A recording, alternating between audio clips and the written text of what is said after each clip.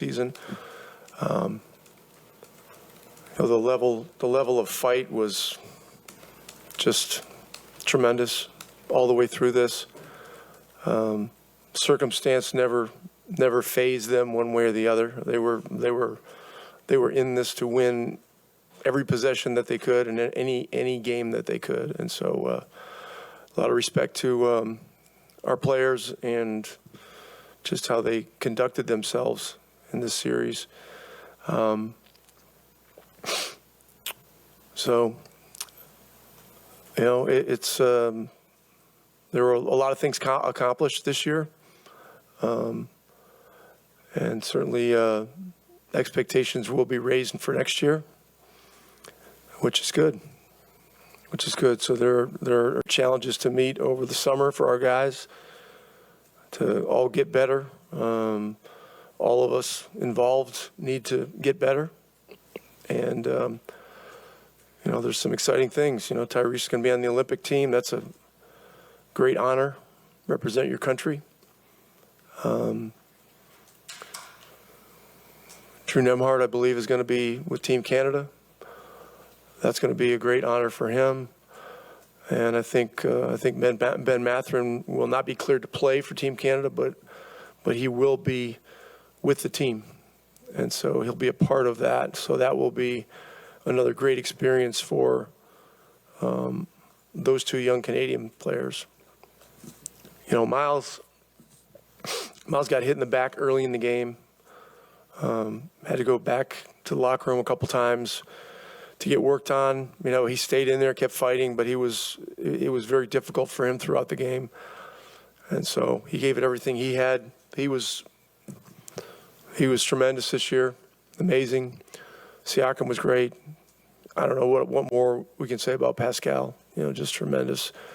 And really all the guys, just the everything, the fight, the character, the integrity, the competitive spirit.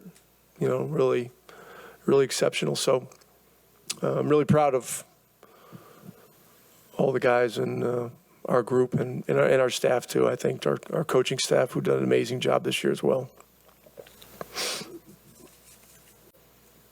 I guess just to continue going on that, you've talked so much throughout the last couple of years about just putting these guys in competitive scenarios and learning from those scenarios. Obviously, you got a lot that you can take from this. What do you see as some of the most important lessons, the most important sort of experiences that you got over just the last, month and a half or 2 months or whatever it's been since these playoffs started?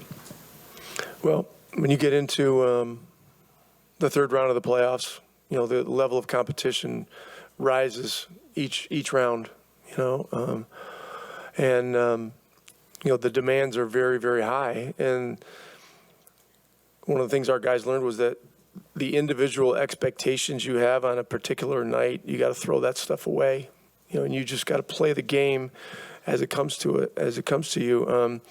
There are things you can do to, manifest your involvement, but they're effort type things. It's not, it can't be my turn. It can't be getting itchy about catches and shots and stuff like that. Otherwise, you lose. You just flat out lose. And so there's a lot of growth there.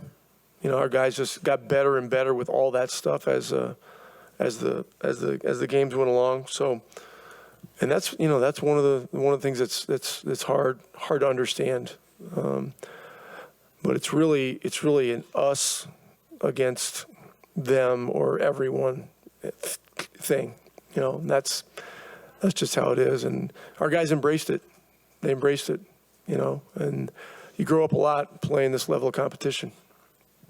Rick, how do you evaluate a series like this where in so many games you're so close and right there late but can't quite get over the hump in any of them?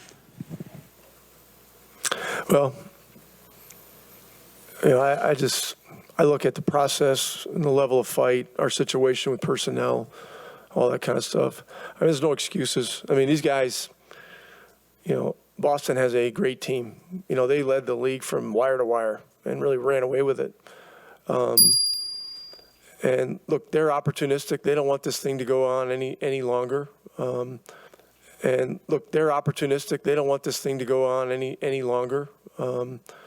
Give them credit for the stuff they pulled off at the end of the last two games. They simply made more plays. They blocked shots. They got offensive rebounds. They made key shots. We were unable. I love the fact that, our guys never wavered competitively one inch or millimeter or anything like that. We played at a great level, and we made our share of mistakes. Like tonight, we gambled probably 5 times in the second half. That led to at least 10 points for them, and those are discipline type things that you have to learn in this kind of environment. And you swing and miss, and they get a 3. You swing and miss, they get a layup, and it's just. And then if you're unable to match at the other end, it makes it very, very difficult, and then momentum shifts. And so, those are some of the lessons. Those are like strategic things and discipline and stuff like that. So, but yeah, I'm just super proud of the guys. No one wants to get beat 4 games in a row. But there was 0 quit in any of our guys at any point in time, and they represented themselves. They represented the city, the organization, in a very high manner.